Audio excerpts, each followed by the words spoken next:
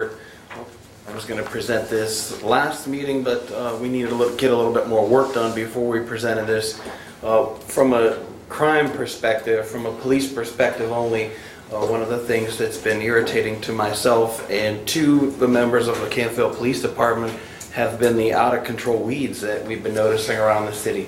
It was quite honestly embarrassing to drive into the city, over the bridge, and see BP with weeds that were several feet tall, and other surrounding businesses, not just a single out BP. I have a long list of businesses that we approach. So we kind of taken a different approach.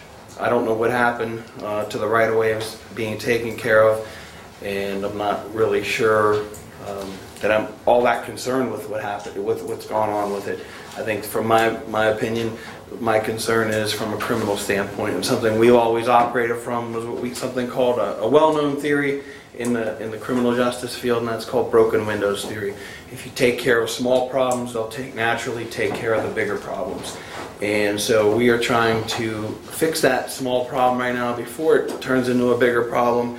We've been in touch with several businesses. I said BP, so I need to mention all the other businesses real fast. BP, Delph's Steel Fab System, Miners, Advanced Auto, Perkins, Tequila Jalisco, Canfield Storage Car Wash, IGA Plaza, Coy Brothers, MCS, Evergreen Motel, Cardinal Sign, Sun City Tanning Building, 361 Lisbon Street, which is across from Agland, Olivia Calais, 650 West Main, Iron Sights, Star Extruded Shapes on 446, and CVS. There's a criminal ordinance in the ordinance book, 52110, that allows the police to enforce the weeds, and anything over 4 inches tall, we're allowed to warn them. They have 7 days to get the problem taken care of.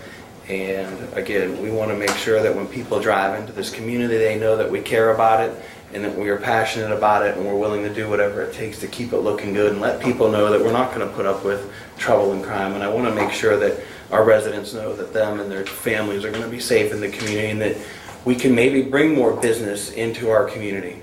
Clean up a few businesses. The Huntington Plaza in Bournemouth, the Canoe in 224 is a great example. It took new ownership. They refaced the plaza. It's hard to find a parking spot for those businesses now. And it was a dead plaza 2 years ago. There's no doubt we could do that in this city. And quite honestly, the police department was a little bit tired of sitting back and not doing anything. We found a mechanism, and we're utilizing it. We have just about compliance with everybody. There's a property dispute between two businesses, who's to take care of the weeds. So we're working that out as we speak. But again, that's just our way of trying to clean it up, maybe attract more business, and make sure people know that we care about our community. I'm not in the weeds, and neither is the police department. And so with that being said, that's kind of the mission that we've been on this summer, just one of the many missions. And we've got good compliance, and we were able to do so without upsetting too many people. We didn't just issue them a letter. We walked, we talked, exchanged dialogue one-on-one, and we were able to get our point across very clearly and in a good way, one that would build a relationship down the road. So we're pleased with that. We're going to do everything we possibly can. If you haven't watched the news or got an alert on your phone just yet, we did do a search warrant today. Our police department, along with the assistance of the Mahoning County Drug Task Force, 132 Timber Run Drive. It was a drug investigation. We've been working a drug case for about a month, involved drug trafficking, and now it has extended into some other areas of criminal activity after we did the search warrant. So don't like disturbing the neighborhoods and the peace in the neighborhoods, but I also think we have an obligation to keep crime out of those neighborhoods. And so the people on Timber Run should know that everything's safe, everything's under control, but there was some drug trafficking going on, and it's it's over with now. And we will be continuing that investigation. And other than that, if there's any questions on that, we'll continue to work on all that. I have a comment. Again, I'd like to connect the dots between what you're doing and our strategic plan. Okay. In our strategic plan, one of the objectives is to address property maintenance issues, which is directly related to the feedback we got from our citizens who said that that was an issue they would like us to address. So I think putting these things in context is a good idea. These aren't one-offs.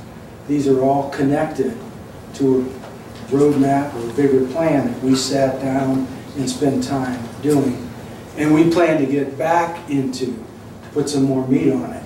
And I think the other reason that strategic plan is so important is that when and if we change players, that they don't have to start from scratch.